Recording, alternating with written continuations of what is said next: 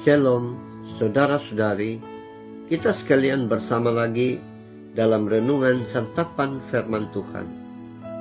Pada hari ini, Rabu 20 November 2024, dalam minggu biasa ke-33. Bacaan firman Tuhan yang akan kita dengar dan renungkan daripada Injil Lukas bab 19 ayat 11 sampai 28. Mari bersama mendengarkan.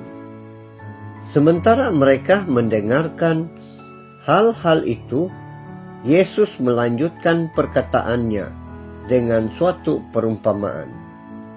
Sebab ia sudah dekat Yerusalem, dan mereka menyangka bahwa kerajaan Allah akan segera kelihatan.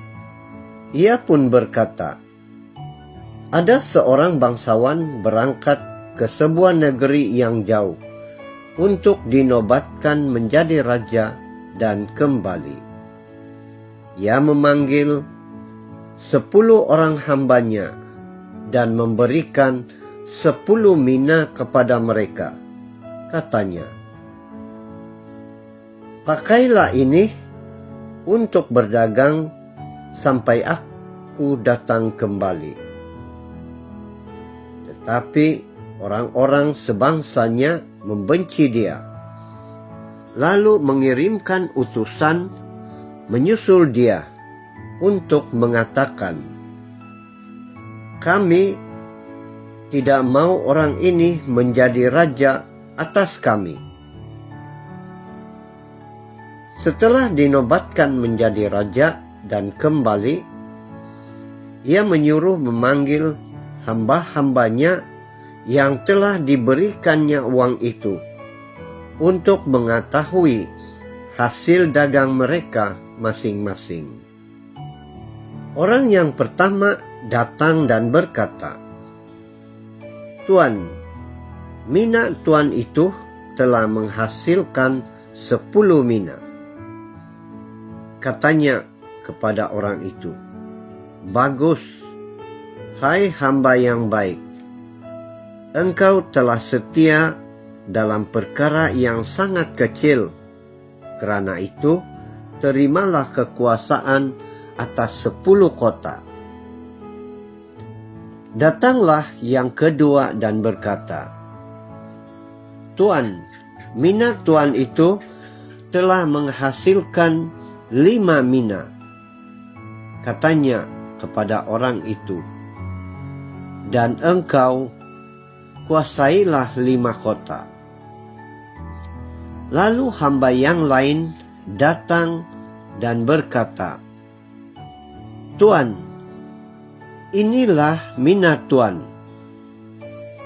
Aku telah menyimpannya dalam sapu tangan, sebab aku takut akan Tuan, karena Tuan adalah manusia yang keras. Tuan mengambil apa yang tidak pernah Tuan taruh, dan Tuan menuai apa yang tidak Tuan tabur. Katanya kepada orang itu, hai hamba yang jahat, aku akan menghakimi engkau menurut perkataanmu sendiri. Engkau sudah tahu bahwa aku orang yang keras, yang mengambil apa yang tidak pernah aku taruh, dan menuai apa yang tidak aku tabur. Lalu, mengapa uangku itu tidak kau masukkan ke dalam bank? Jadi, pada waktu aku kembali, aku dapat mengambilnya dengan bunganya. Lalu katanya kepada orang-orang yang berdiri di situ, ambillah mina yang satu itu dari dia, dan berikanlah kepada orang yang mempunyai 10 mina itu. Kata mereka kepadanya, Tuan, ia sudah mempunyai 10 mina. Jawabnya, Aku berkata kepadamu, setiap orang yang mempunyai, kepadanya akan diberi, tetapi sesiapa yang tidak mempunyai, daripadanya akan diambil juga apa yang ada padanya. Akan tetapi, semua seteruku ini yang tidak suka aku menjadi rajanya, bawalah mereka kemari dan bunuhlah mereka depan mataku. Dan setelah mengatakan semuanya itu, Yesus mendahului mereka dan meneruskan perjalanannya ke Yerusalem. Sabda Tuhan. Terpujilah Kristus. Saudara-saudari, Injil pada hari ini memberi kiasan atau bayangan tentang apa yang akan berlaku di masa depan terhadap setiap kita. Ada dua perkara yang sangat penting harus kita renungkan. Perkara pertama adalah persiapan kita menerima Kristus Raja semesta alam. Kita sedia maklum bahwa dari kejatuhan manusia ke dalam dosa, Allah telah memberi pelbagai petunjuk mengenai cara untuk masuk ke dalam kerajaan Allah. Yerusalem adalah lambang kerajaan Allah di bumi. Namun, yang paling nyata adalah diri kita, hati kita, dengan bagaimana kita memberi tempat kepada Yesus untuk bertakhta dalam kehidupan kita. Saudara-saudari, dalam kalender Gereja Katolik, kita akan merayakan Kristus Raja pada hari Minggu, tanggal 24 November.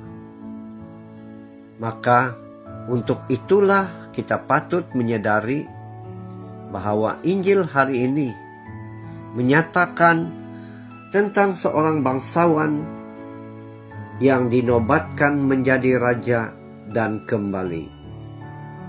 Perkara yang kedua adalah tentang penilaian mengenai kemampuan dan ketaatan kita terhadap potensi yang ada pada diri kita untuk mengembangkan anugerah Tuhan yang telah dipercayakan kepada kita.